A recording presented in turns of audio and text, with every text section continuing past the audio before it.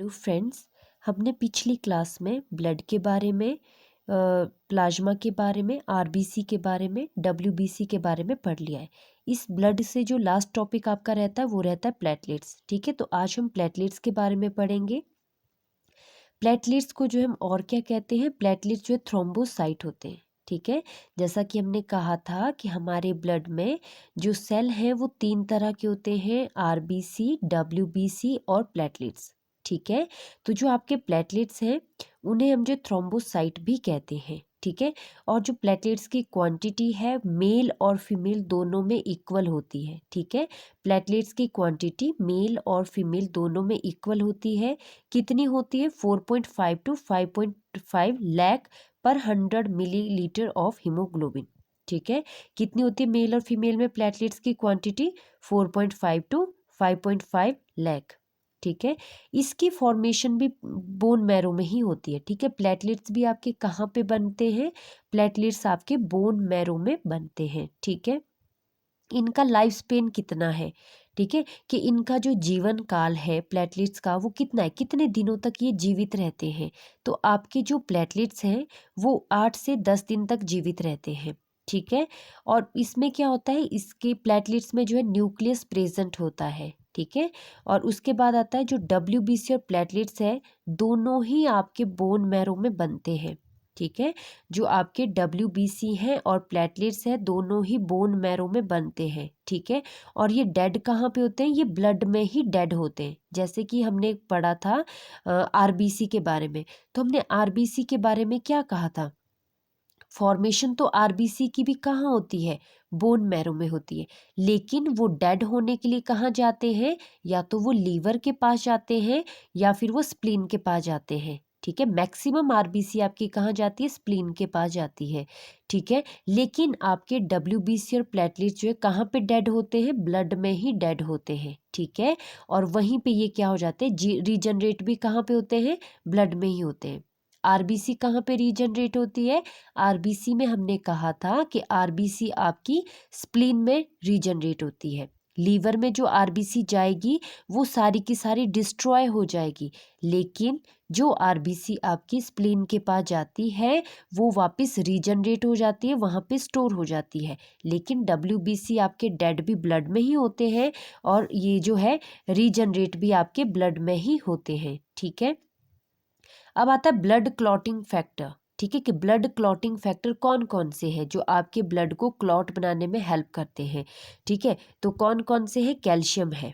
ठीक है, आपको क्वेश्चन ये भी आ सकता है कि कौन सा मिनरल ब्लड क्लॉटिंग करवाता है? ठीक है, कि which mineral help to blood clotting. ठीक है, कि ब्लड क्लॉटिंग में कौन सा मिनरल आपको हेल्पफुल है? तो आप क्या कहोगे, कौन सा है? कैल्शियम है। ठीक है, और विटामिन के भी ब्लड क्लॉटिंग में हेल्प करती है। विटामिन के का नाम दूसरा क्या होता है? फाइलोक्वेनिन। ठीक है, विटामिन के को फाइलोक्वेनिन भी कहते हैं। और आपकी कुछ प्रोटीन्स होती हैं जो ब्लड क्लॉटिंग में हेल्प करती है। कौन कौन सी प्रोटीन होती है? थ्रोम्बिन होती है, प्रोथ्रोम्बिन होती है, फाइब्रिन होती है, फाइब्रिनोजन होती है और ग्लोबुलिन प्रोटीन होती है।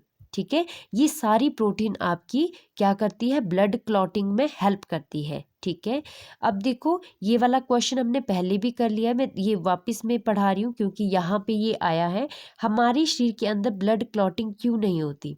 ठीक है, अभी हमने कहा कि कैल्शियम है। ठीक है, कि ये कैल्शियम क्या होता है? हमारे ब्लड में क्लॉटिंग फैक्टर है। ठीक है, विटामिन के भी है और आपकी कुछ प्रोटीन्स भी हैं। ठीक है, तो फिर ये हमारे शरीर में ब्लड का क्लॉट क्यों नहीं होता है? क्यों नहीं होता है? क्योंकि हमारे शरीर में क्या होता है, जो लीवर है आपका, ठीक है, लीवर क्या रिलीज करता है? केमिकल रिलीज करता है। कौन सा केमिकल? हेपेरिन। ठीक है, कौन सा केमिकल रिलीज करता है? हेपेरिन रिलीज करता है, जो क्या करता है, हमारे आपकी जो वेन्स हैं, आर्टरी है, उनमें ब्लड को क्लॉट होने से रोकता है। ठीक है, उसके बाद डिजीज कौन कौन सी होती है इससे? आपके प्लेटलेट्स से।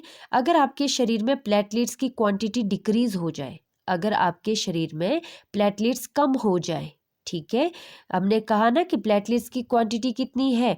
4.5 टू 5.5 लाख। अगर ये इससे कम हो जाए तो क्या हो जाएगा? थ्रोम्बोसाइटोपिनिया। क्या हो जाएगा? थ्रोम्बोसाइटोपिनिया। थ्रोम्बोसाइटोपिनिया में क्या होता है कि उनमें जो है ब्लड एक्सेसिवली जो है रिलीज होता रहता है। मान लो उनको माइनर कट भी लग गया, ठीक है, छोटा सा कट लग गया, लेकिन उनकी जो ब्लीडिंग है वो रुकेगी नहीं, ठीक है, तो उनकी जो ब्लीडिंग है वो एक्सेस ब्लीडिंग हो जाएगी। तो प्लेटलेट्स अगर कम होंगे तो कौन सी डिजीज है? थ्रोम्बोसाइटोपिनिया, ठीक है। अगर प्लेटलेट्स का काउंट जो है इंक्रीज हो जाता है, ठीक है, अगर किसी के शरीर में प्लेटलेट्स बढ़ जाते हैं तो कौन सी डिजीज होती है? थ्रोम्बोसाइथीमिया। कौन सी डिजीज होती है? थ्रोम्बोसाइथीमिया, ठीक है। इसको या तो थ्रोम्बोब्लास्टिस भी कहते हैं, ठीक है। इससे क्या हो जाता है कि आपकी जो आर्टरी है, वेन्स है, उसमें क्लॉट हो जाते हैं और वो आर्टरी वेन वगैरह जो है फट भी सकती है क्लॉट की वजह से, ठीक है। तो ये जो है आपकी 2 डिजीज होती हैं इसकी वजह से। फिर उसके बाद आपका आता है एक और डिजीज होती है हीमोफीलिया, ठीक है। जो हीमोफीलिया डिजीज है बहुत ज़्यादा इंपॉर्टेंट है। कई बार आपको क्वेश्चन ये भी पूछा जाता है कि which disease is known as royal disease, ठीक है। इसको जो है रॉयल डिजीज कहा जाता है। अब इसको रॉयल डिजीज क्यों कहा जाता है? क्योंकि जो क्वीन विक्टोरिया है, ठीक है, महारानी विक्टोरिया है, उनकी फैमिली में ये सभी को डिजीज है, ठीक है। जो हीमोफीलिया बीमारी है वो क्वीन विक्टोरिया की फैमिली में सभी को है, ठीक है। ये एक जेनेटिक डिसऑर्डर है। कैसी बीमारी है ये?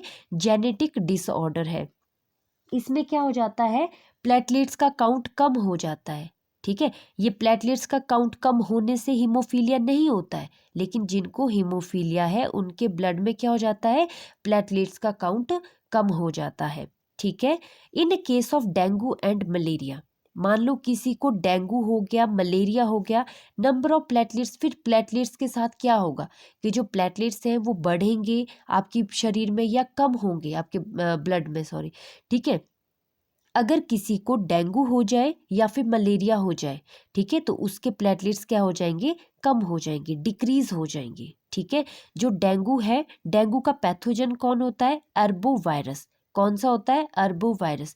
कई बार क्वेश्चन पूछ लेते हैं आपको कि डेंगू का पैथोजन कौन सा है, ठीक है, तो आपने क्या लिखना है? अरबो वायरस कहना है, ठीक है। और डेंगू का वेक्टर कौन है? कौन फैलाता है इसको? तो कौन फैलाता है? Female Aedes aegypti. कौन फैलाता है? फीमेल एडिस एजिप्टी, ठीक है। फिर जो मलेरिया है, मलेरिया का पैथोजन होता है प्लाज्मोडियम। मलेरिया का पैथोजन कौन है? प्लाज्मोडियम है। और मलेरिया का वेक्टर कौन है? Female Anopheles mosquito. कौन है? फीमेल एनोफिल्स मॉस्किटो, ठीक है। फिर आता है which protein help to increase platelets. अगर हम चाहते हैं कि जैसे आपको डॉक्टर ने कहा कि आपके शरीर में प्लेटलेट्स का काउंट कम हो गया है, ठीक है, तो हम कौन सी प्रोटीन खा सकते हैं कि हमारे प्लेटलेट्स का काउंट जो है हमारे ब्लड में बढ़ जाए? तो कौन सी प्रोटीन हेल्पफुल होती है उसमें? जिलेटिन। कौन सी प्रोटीन हेल्पफुल है? जिलेटिन प्रोटीन हेल्पफुल है, ठीक है। जो जिलेटिन प्रोटीन है वो किस में पाई जाती है? जिलेटिन प्रोटीन जो सबसे ज़्यादा बकरी के दूध में, गॉट मिल्क में पाई जाती है, सबसे ज़्यादा किस में पाई जाती है? गॉट मिल्क में, ठीक है। तो जिसका जो है प्लेटलेट्स का काउंट कम होता है तो उनको बकरी का दूध पीना चाहिए, ठीक है। या फिर पपाया में भी पाई जाती है, कोकोनट मिल्क में भी पाई जाती है और आपके कीवी में भी पाई जाती है, ठीक है। Which protein found in cow and buffalo milk. ये तो था जिलेटिन प्रोटीन किस में पाई जाती है? गॉट के मिल्क में पाई जाती है, ठीक है। प्लेटलेट्स को इंक्रीज करने में हेल्प करती है। अब गाय और भैंस के दूध में कौन सी प्रोटीन होती है? ठीक है, कि विच protein found in cow and buffaloes milk, ठीक है। तो कौन सी होती है? कैसिन। कौन सी प्रोटीन होती है? कैसिन प्रोटीन होती है, ठीक है। अब जो है ये वाला क्वेश्चन ना आपको, ये जो मैं लास्ट में करवा रही हूँ, ये वाला इंपॉर्टेंट है। कई बार पूछा जाता है आपसे, ये पूछा जाता है कि सीरम क्या है, ठीक है, कि व्हाट इज अ सीरम, ठीक है। तो आप क्या कहोगे? देखो, जो आपका ब्लड है, हमने कहा कि जो आपका ब्लड है, ब्लड में प्लाज्मा, एक तो इसका लिक्विड पार्ट होता है, एक सॉलिड पार्ट होता है। लिक्विड पार्ट में आपका प्लाज्मा आता है जो कि 55% है। सॉलिड पार्ट में आपका सेल आते हैं जो कि आपके 45% है। जो सेल है वो आपके 3 टाइप्स के होते हैं, आरबीसी, डब्ल्यूबीसी और प्लेटलेट्स, ठीक है। तो हमने ब्लड में से क्या कर देना है? ब्लड सेल को निकाल देना है। अब आपको पता है आपका ब्लड किस किस से बना है? प्लाज्मा से, ठीक है, प्लाज्मा से बना है और दूसरा सेल से बना है। तो जब आप सेल को काट दोगे, ठीक है, सेल आपने निकाल दिए, तो क्या रह गया आपके पास? प्लाज्मा रह गया। क्या रह गया? प्लाज्मा रह गया। ठीक है, जब आपने ब्लड से ब्लड सेल को निकाल दिया तो आपके पास क्या रह गया? प्लाज्मा रह गया। क्या रह गया आपके पास? प्लाज्मा रह गया। ठीक है, और ये किस प्रोसेस से निकाल सकते हैं? ये निकलता है सेंट्रीफ्यूगेशन प्रोसेस। ठीक है, कौन से प्रोसेस से निकाल सकते हो आप ब्लड से ब्लड सेल को? सेंट्रीफ्यूगेशन प्रोसेस से निकाल सकते हो। ठीक है, आपका जो प्लाज्मा है, ठीक है, अब आप क्या करोगे? आपके पास प्लाज्मा आ गया, प्लाज्मा से आप जो क्लॉटिंग प्रोटीन निकाल दोगे, क्या करोगे? प्लाज्मा से क्लॉटिंग प्रोटीन निकाल दोगे। कौन सी क्लॉटिंग प्रोटीन? फाइब्रिनोजन। कौन सी क्लॉटिंग प्रोटीन? फाइब्रिनोजन। आप फाइब्रिनोजन को निकाल दो तो आपके पास क्या रह जाएगा? सीरम रह जाएगा। क्या रह जाएगा? सीरम। ठीक है, तो आपने क्या कहना है कि अगर प्लाज्मा से क्लॉटिंग प्रोटीन हटा दी जाए तो आपके पास क्या, आपको क्या मिलेगा? ठीक है, तो क्या मिलेगा आपको? सीरम मिलेगा। ठीक है, आपके ब्लड वाले चैप्टर में इतने ही क्वेश्चंस थे जो आपके एग्जामिनेशन के लिए हेल्पफुल है।